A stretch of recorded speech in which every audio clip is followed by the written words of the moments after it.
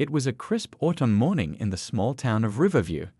American flags hung from lampposts along Main Street, and the town square buzzed with excitement. President Trump was scheduled to make a brief appearance to discuss new jobs coming to the region. For most residents, this was a once-in-a-lifetime chance to see a sitting president in person. Among the crowd that had gathered since dawn was James Wilson. At 34, James had the weathered look of someone who had seen more of life than most people his age. His wheelchair was positioned at the edge of the designated viewing area, partially hidden behind taller onlookers. His brother Tom stood beside him, occasionally adjusting the blanket covering James's legs against the morning chill. "You sure you're comfortable?" Tom asked for perhaps the 10th time that morning. "We've been here 3 hours already." James nodded, his eyes fixed on the temporary stage. "I'm fine, not missing this for anything." The brothers had grown up just outside town. While Tom had stayed to work at the local factory, James had enlisted in the Army straight out of high school.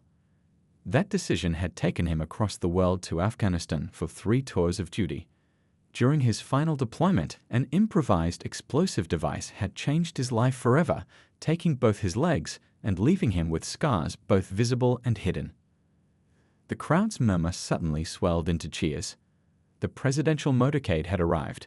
Secret Service agents in dark suits and earpieces positioned themselves around the area, scanning faces and checking for threats. The town mayor stepped to the microphone, his voice cracking slightly with nervousness as he welcomed the president. When Trump took the stage, the applause was deafening. He began speaking about the economy and new manufacturing opportunities. James listened intently, occasionally struggling to see as people in front of him shifted and moved. He clutched something in his right hand, a folded letter he'd written, though he had no real hope of delivering it. The letter detailed the struggles veterans in small towns like Riverview faced. James had become something of an unofficial advocate for local vets, making calls and writing emails that mostly went unanswered. 20 minutes into the speech, it started to rain, just a light drizzle at first. People opened umbrellas or pulled up hoods. Tom positioned himself to block as much rain from his brother as possible. James waved him off. "I'm not sugar. I won't melt." As the speech concluded, aides approached the president, clearly intending to usher him quickly to the waiting vehicles. The planned route would take Trump down a center aisle and directly back to his car, nowhere near where James sat. Secret Service agents began forming the human corridor typical of presidential movements in public. What happened next caught everyone off guard. As Trump descended from the stage, he paused, seeming to notice something at the crowd's edge. Despite the light rain now turning steadier, he said something to his chief of security and pointed. The agent's face registered surprise, then concern, but Trump was already changing direction, moving away from the planned exit route. The crowd parted, murmurs of confusion spreading as the president walked directly toward the area where James sat in his wheelchair. People turned to see what had caught the president's attention. James straightened in his chair, his expression shifting from confusion to disbelief as he realized Trump was walking straight toward him. The metal pins on his old service cap gleamed dully in the gray light. The folded letter crumpled slightly as his grip tightened. Secret Service agents scrambled to adjust, forming a new protective ring as Trump approached the veteran. Camera flashes popped like lightning as photographers captured the unexpected moment. The crowd fell unusually quiet, sensing something significant was happening. Tom stepped back, his mouth slightly open in shock as the President of the United States stopped directly in front of his brother. Trump looked at the cap, the medals, and then at the wheelchair. Without hesitation or apparent concern for the increasingly wet conditions, he did something that would be captured in dozens of photographs and videos within seconds. The president knelt down on one knee, bringing himself to eye level with James Wilson, and extended his hand. "Looks like you've served our country," Trump said, his voice carrying in the southern quiet. "I think it's time I returned the favor." The rain fell steadily now, but nobody seemed to notice. The crowd had gone completely silent, watching as President Trump knelt beside James Wilson's wheelchair. Water dripped from the president's hair, darkening the shoulders of his expensive suit, but he paid it no mind. James tried to compose himself, his hand trembling slightly as he shook the president's outstretched hand. He hadn't expected this moment, hadn't prepared for it. He'd come hoping just to be in the same town square as the president, maybe catch a distant glimpse. Now those familiar features he'd seen countless times on television were right in front of him, eyes looking directly into his. "Thank you for your service," Trump said, his voice gentler than the booming tone he used for his speech moments earlier. He glanced at the medals pinned to James's jacket. "Afghanistan." James nodded, finding his voice. "Yes, sir." 3 tours. A Secret Service agent stepped closer, holding an umbrella over the president, but Trump waved him back. The gesture wasn't lost on the onlookers or on James. The message was clear. This moment was more important than staying dry. "How long have you been home?" Trump asked, still kneeling despite the wet pavement soaking through his pants. 6 years now, James replied. He hesitated, then added, "It's been an adjustment." The crowd remained respectfully quiet, though people had raised their phones to capture the unexpected interaction. Tom stood nearby, watching his brother with a mixture of pride and protectiveness. "Mind if I ask what happened?" Trump gestured toward the wheelchair. James took a deep breath. He told this story dozens of times to doctors, therapists, and fellow veterans, but never to a president. IED on a routine patrol. 2 of my buddies didn't make it. I lost both legs above the knee. He paused, swallowing hard. I was the lucky one. Trump nodded slowly, his expression somber. There was a brief moment of silence between them as the weight of those words settled. In that silence, something passed between the two men, a recognition that went beyond politics or position. "You said you were the lucky one," Trump repeated quietly. "That says a lot about you." From his jacket pocket, James pulled out the folded letter he'd been clutching. It was damp now from the rain, the ink beginning to blur. "I brought this. It's about the VA facility here in town. We're having some issues that nobody seems to want to address." Trump took the letter, looking at it with interest rather than passing it to an aide as most might have expected. "Tell me about these issues." Several staff members had edged closer, clearly anxious about the schedule. One leaned in to whisper something about timing and the next appointment, but Trump raised a hand to stop them without taking his attention from James. The veteran glanced at the hovering staff, then back to Trump. "Are you sure, sir? I know you're busy." "I'm right where I need to be," Trump replied. He adjusted his position, moving from one knee to sitting on a nearby chair that someone had quickly provided. The schedule can wait. The rain had eased to a drizzle now, and the crowd had grown even larger as word spread about what was happening. People watched from storefronts and windows, some wiping tears at the unexpected display of humanity unfolding in their small town square. James looked at the people watching, then back at the president who was giving him his full attention.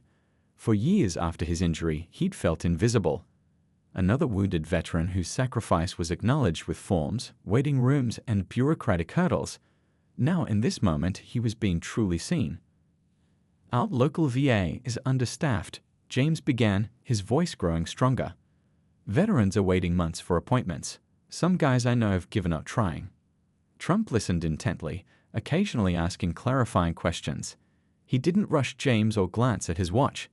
His focus remained entirely on the veteran's words, as if they were the only 2 people in the rain-soaked square.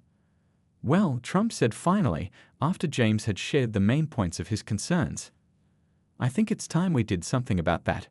Don't you?" As the light rain continued to fall, President Trump motioned to an aide who quickly brought over 2 umbrellas. He handed one to Tom and opened the other, holding it over himself and James. The crowd had formed a respectful semicircle around them, watching this unexpected scene unfold in their town square. "Tell me more about yourself," Trump said, settling into the conversation. "How'd a young man from Riverview end up in Afghanistan?" James adjusted his position in the wheelchair, easing the pressure on his lower back. "Not much to do around here after high school unless you want to work at the factory. My dad was military, his dad too. Seemed like the natural path." Trump nodded, listening with interest. "Signed up at 18. Was supposed to be a 4-year stint, but," James shrugged, "I found something I was good at. Ended up as a squad leader by my 2nd tour." "What was the hardest part over there?" Trump asked. James thought for a moment. "The waiting. People think war is all action, but mostly it's waiting." Waiting for orders, waiting for intelligence, waiting to see if that strange object by the road is just trash or something that'll blow your legs off. He glanced down at his wheelchair. Turns out it wasn't trash. A murmur rippled through the crowd. Many of them had known James before his deployment, but had never heard him speak so openly about his experience. "We were on a routine patrol," James continued. "Nothing special about that day. Weather was good. Locals seemed friendly. Then everything just exploded." He paused, his eyes focusing on something distant. "I don't remember much after that. Woke up in Germany missing both legs." Trump remained silent, allowing James the space to tell his story at his own pace. "Coming home was harder than anything in Afghanistan," James said. "At least over there, I had a purpose, a mission. Back here," he gestured around the town square, "I had to figure out who I was all over again." "And who did you figure out you were?" Trump asked quietly. James smiled slightly. "Still working on that, sir. But I found I could still help people, just in different ways." He explained how he'd started advocating for other veterans in town. It began small, driving a fellow vet to appointments, helping another fill out complicated VA paperwork. Soon, local veterans were coming to him with their problems, knowing he'd fight for them when nobody else would. "There's about 30 of us vets here in Riverview," James explained. "Most folks don't even know we're here. We're not asking for special treatment, just what we were promised." Trump listened as James detailed the specific challenges they faced: the understaffed VA facility 20 miles away, the months-long waits for appointments, the struggle to get proper prosthetics fitted, the bureaucratic maze that exhausted even the most determined veterans. "Last month, my buddy Dave, he's got PTSD pretty bad. He needed to see someone urgently. They told him the next available mental health appointment was in 4 months. James shook his head. 4 months. A lot can happen in 4 months. "That's not acceptable," Trump said firmly. "We've tried everything. Letters, calls, even got our local congressman involved. Nothing changes." James looked directly at the president. "That's why I wrote you that letter. Didn't think you'd ever actually read it, but figured I had to try something." Trump glanced at the rain-dampened paper he was still holding. "I'm not just going to read it, James. I'm going to do something about it." A hint of hope crossed James's face, but it was tempered with skepticism. He'd heard promises before. "With all due respect, sir," he said carefully, "politicians have been promising to fix the VA for decades." Trump smiled. "That's fair. But I'm not most politicians, as people keep pointing out." He looked around at the town square, then back at James. "What if I saw this place for myself? This VA facility you're talking about?" James blinked in surprise. "Today? But don't you have other appointments?" Trump checked his watch, then looked at his chief of staff, who was trying not to show his alarm. "What's next on the schedule?" The chief of staff stepped forward. "Sir, we have the economic roundtable in Hartsville in 40 minutes. After that, the fundraiser dinner in the Capitol." Trump looked back at James. "What do you think is more important, another roundtable, or seeing what's really happening to our veterans?" For the first time since they'd started talking, James Wilson smiled fully. "I think you already know the answer to that, Mr. President." The president's chief of staff stepped closer, lowering his voice. "Sir, we really can't change the schedule on such short notice. There are dozens of people waiting at the roundtable, and the donors have paid." Trump held up his hand, cutting him off mid-sentence. "Call them. Tell them I'll reschedule." He turned back to James. "How far is this VA facility?" "About 20 miles west of here," James replied, still processing what was happening. "But sir, are you serious? You're really going to go there?" "You think I shouldn't?" Trump asked. James shook his head. "It's not that. It's just, nobody this important has ever bothered to look at what's really going on. Most people just send an aide to take notes and nothing changes." The crowd around them had grown quiet again, sensing the gravity of the moment. The local mayor stood nearby, his mouth slightly open in shock. This wasn't how presidential visits were supposed to go. "Get the motorcade ready," Trump instructed his team. "We're making a detour." Secret Service agents immediately sprang into action, speaking urgently into their wrist microphones. The chief of staff pulled out his phone, stepping away to make calls. Several aides exchanged worried glances. Trump turned back to James. Would you be willing to come with me? Show me exactly what you're talking about." For a moment, James seemed at a loss for words. Then he nodded. "Yes, sir, I'd be honored." "How do we do this?" Trump asked, glancing at the wheelchair. Tom stepped forward. "I can help get him into a vehicle, sir. We do it all the time." One of the Secret Service agents approached. "Sir, we haven't secured the VA facility. We'd need to send an advance team, sweep the building, establish protocols." "Then get started," Trump replied firmly. "How long will that take?" "Minimum 30 minutes, sir." Trump checked his watch. "That works out fine. We'll be there in about that time." The presidential limousine was brought around to the edge of the town square. People watched in amazement as Tom helped lift his brother from the wheelchair. James had done this transfer hundreds of times since his injury, from wheelchair to car, bed to wheelchair, wheelchair to couch, but never into the president's vehicle. The Secret Service agents, initially hesitant about this breach in protocol, quickly adapted to the situation. One agent folded James's wheelchair and placed it in a following SUV. Another helped guide James into the backseat of the limousine. "Your chair will be in the car behind us," the agent assured him. James settled into the plush leather seat, feeling suddenly self-conscious about his worn jeans and rain-dampened jacket next to the president's tailored suit. Trump seemed not to notice or care about the disparity as he slid in beside him. "Comfortable?" Trump asked. James nodded, still somewhat stunned by the turn of events. "Never been in a vehicle like this before." "It's basically just a very heavy car," Trump said with a slight smile, "with bulletproof everything." As the motorcade prepared to depart, Trump lowered the window and waved to the crowd that had gathered. People cheered, many taking photos and videos with their phones. The mayor of Riverview stood at the front, suddenly aware that his small town was about to be in the national spotlight. The vehicles pulled away from the town square, a long line of black SUVs and police escorts. Inside the limousine, James directed the driver toward the VA facility. He pointed out landmarks along the way: the factory where his brother worked, the high school he graduated from before enlisting, the small veterans memorial that had been erected after 9/11. This town sent more people to Iraq and Afghanistan per capita than almost anywhere else in the state, James explained. "Military service is kind of a tradition around here." Trump nodded. "Communities like yours are the backbone of our armed forces. That's why what you told me is so concerning." As they drove, Trump made several calls. James tried not to eavesdrop, but he couldn't help overhearing pieces of the conversations, something about the VA secretary, budget allocations, and personnel reviews. Between calls, Trump asked James more questions about his experience, not just about his injury, but about his entire military service, his family, and his life in Riverview. James found himself talking more openly than he had in years, sharing stories he usually kept to himself. "My dad was so proud when I enlisted," James said. "He passed away while I was on my second tour. Never got to say goodbye properly." Trump listened attentively, asking questions that showed he was genuinely interested, not just making political small talk. As they approached the VA facility, James could see unusual activity: police cars at the entrance, people in suits speaking into radios. The presidential motorcade had clearly been announced.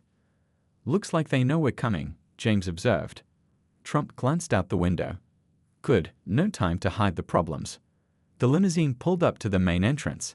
As staffers rushed to open the door, Trump turned to James with a serious expression. "Ready to show me exactly what needs to be fixed?" James nodded, a new sense of purpose filling him. "More than ready, Mr. President." The presidential motorcade came to a stop outside the VA facility, a worn single-story brick building that had originally been a community hospital back in the 1970s. The parking lot was nearly full, with many spaces taken by cars that had clearly been there for hours.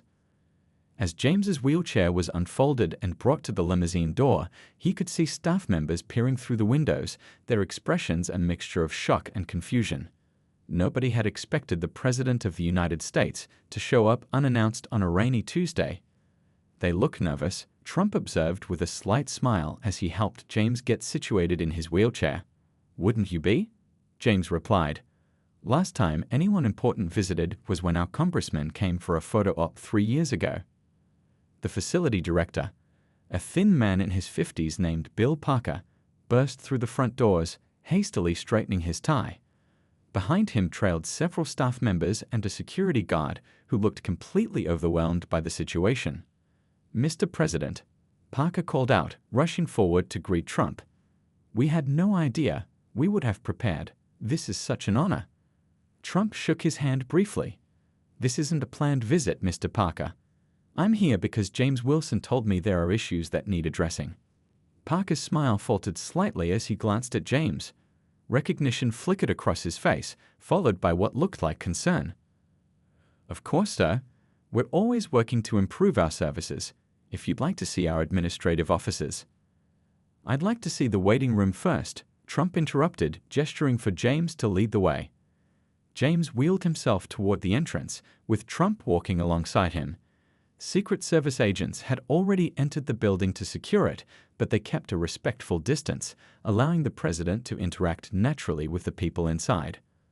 The automatic doors slid open to reveal a packed waiting room. Every chair was taken, with some veterans standing against walls or sitting on the floor. Most were older men, Vietnam-era veterans, but there were younger faces too, men and women who had served in Iraq and Afghanistan. The room fell silent as people recognized who had just walked in. An elderly veteran with an oxygen tank slowly stood up, his weathered hand moving almost instinctively to salute. Trump returned the salute, then motioned for the man to sit back down. "Please, don't get up on my account. How long have you been waiting today?" The veteran checked his watch. "Going on 4 hours now, sir. Got a 9 o'clock appointment for my breathing problems." Trump glanced at the wall clock, which showed it was nearly 1:30 p.m., "And you're still waiting." "That's normal around here," another veteran called from across the room. "You learned to bring a lunch and something to read." James wheeled further into the waiting room, with Trump following. "This is what I was telling you about, Mr. President, and it's not just the wait times. It's the follow-up care, the paperwork that gets lost, the referrals that never happen." A middle-aged veteran on crutches spoke up. "Took me 8 months to get approved for physical therapy after my back surgery. By then, some of the damage was permanent." Trump turned to Director Parker, who was hovering anxiously nearby. "Is this typical?" Parker cleared his throat. "We're severely understaffed, Mr. President. We've requested additional funding for 3 years running. Our catchment area has grown to include 5 counties, but our resources haven't increased accordingly." "Show me the rest," Trump said firmly. For the next 45 minutes, James led the president through the facility. They visited examination rooms where equipment was outdated, spoke with doctors who were handling patient loads far beyond what was manageable, and saw filing cabinets overflowing with paperwork because the digital systems kept breaking down. In the physical therapy room, they met a young woman veteran working with an ancient treadmill, its belt slipping with every third step. "We make do with what we have," her therapist explained. "But it's not what these folks deserve." The pharmacy was another trouble spot, with a line stretching down the hallway. "Average wait time for prescriptions is about 3 hours," James explained. "Some guys drive 2 hours to get here, wait 3 hours for their meds, then drive 2 hours home.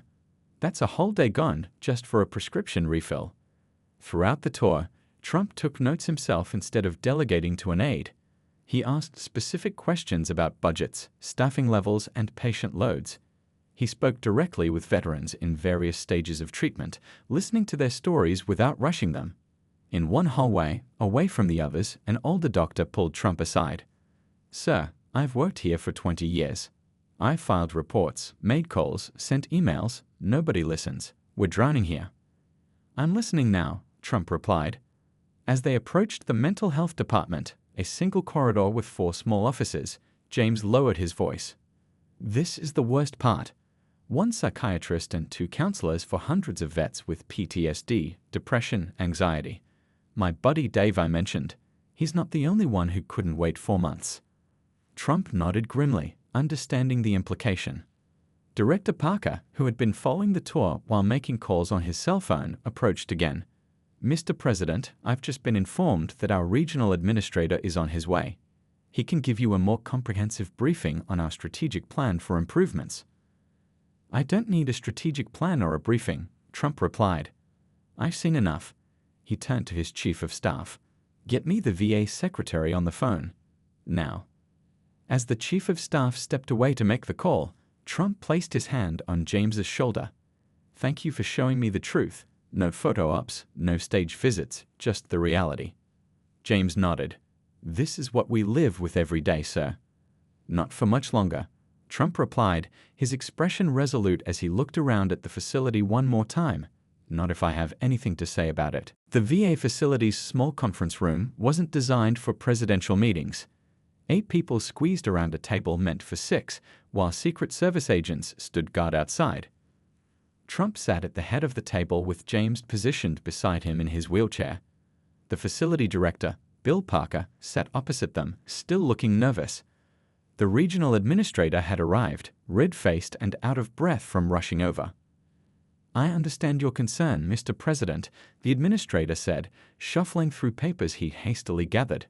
"But we have procedures for requesting additional resources. There are proper channels." "Those channels aren't working," Trump interrupted.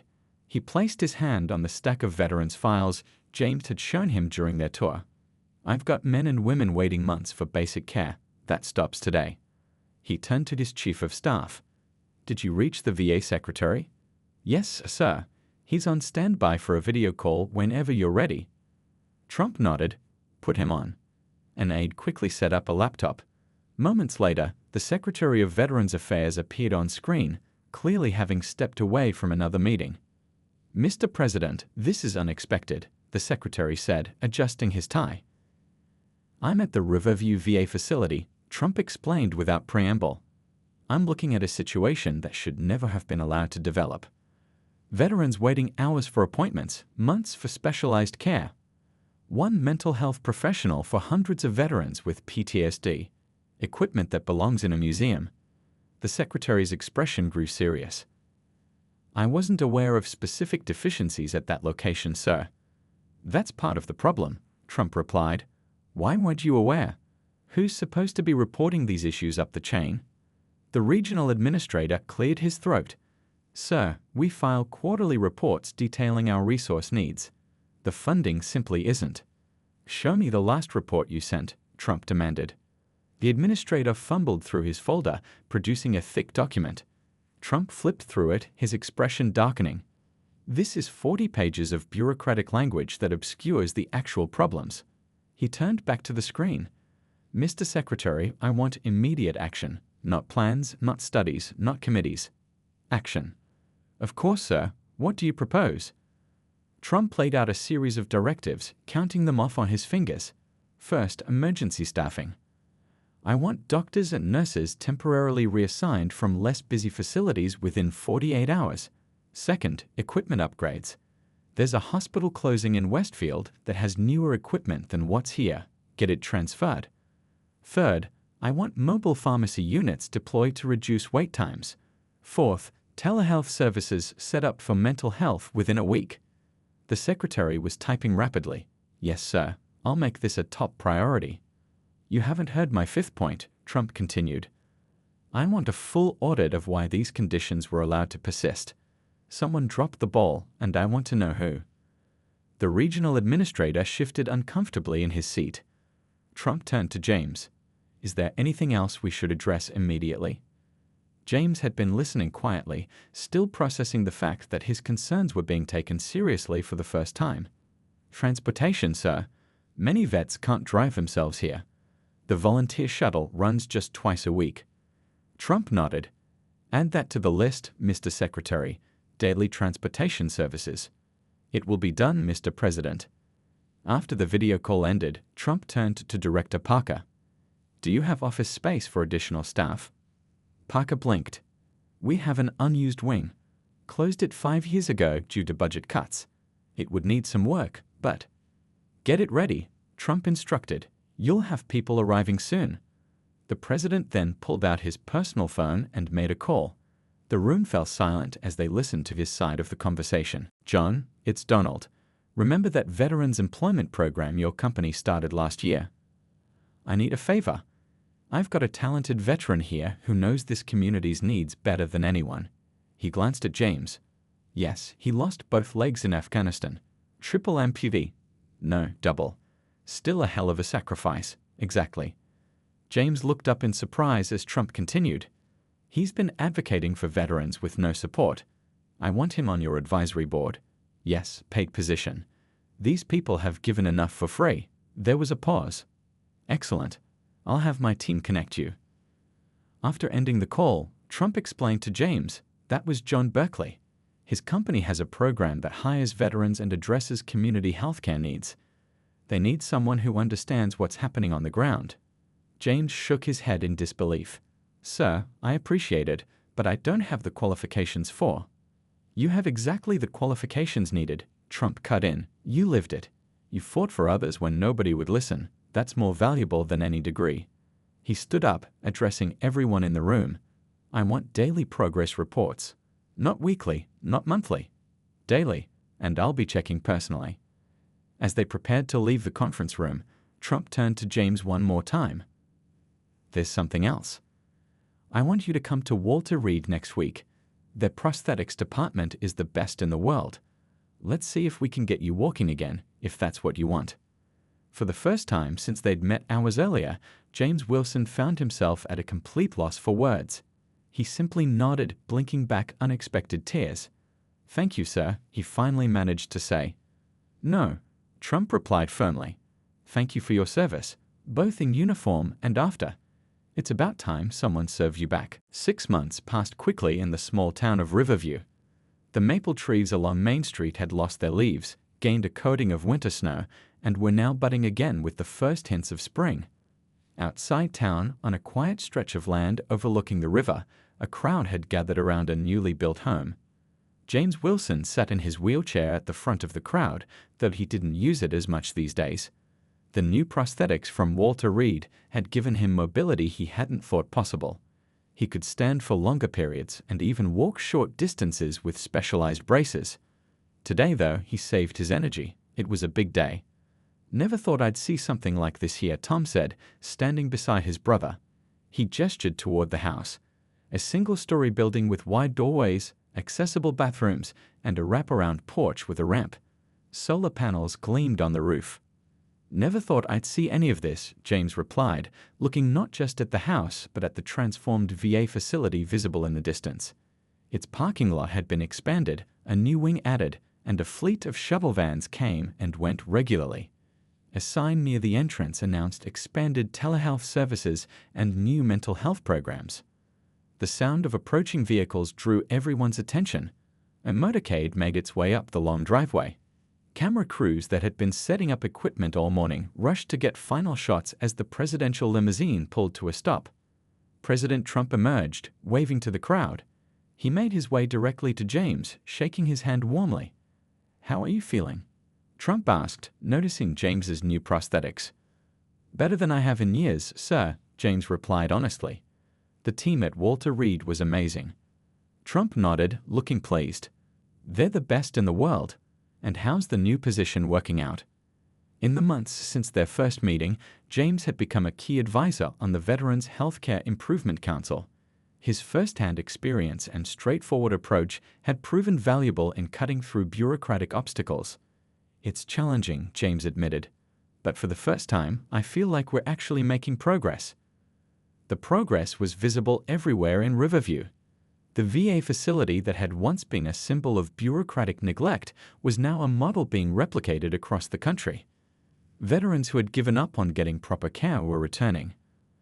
The waiting room that had once been packed with frustrated patients now featured a digital system that texted veterans when their appointments were ready, allowing them to wait at home or run errands.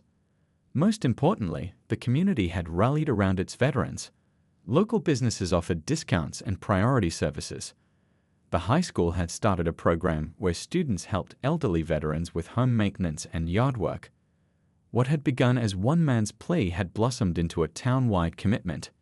Time for the ceremony, an aide announced, gesturing toward the podium set up in front of the new house. As they moved toward the front of the crowd, James pointed out various improvements to the president. "Dave, the buddy I told you about with PTSD. He's working as a peer counselor now." The telehealth program connected him with a psychiatrist who he turned toward James. "The real hero of this story isn't me. It's not the government. It's not even the generous businesses who contributed. It's the veterans like James who never stopped serving their country, even after they came home. The crowd applauded as Trump handed James the keys to his new home. Cameras flashed, capturing the moment that would appear in newspapers around the country the next day. Later, away from the microphones, James and Trump stood on the porch of the new house. "You know what means the most?" James said quietly. "It's not the house or even the healthcare improvements. It's that people finally see us. Veterans aren't invisible anymore." Trump nodded. "That photograph of us talking in the rain that day, it's hanging in my office now. Reminds me why we do this job." As the president prepared to leave, James stood carefully on his new prosthetics and extended his hand. "Thank you for stopping that day, sir." Trump shook his hand firmly. Some detours are worth taking. The two men's paths had crossed by chance 6 months earlier, a moment that could easily have passed without notice. Instead, it had changed not just 2 lives, but an entire community. As the president's motorcade pulled away, James Wilson stood on his porch, watching it go, knowing that sometimes the most unexpected encounters lead to the most lasting change.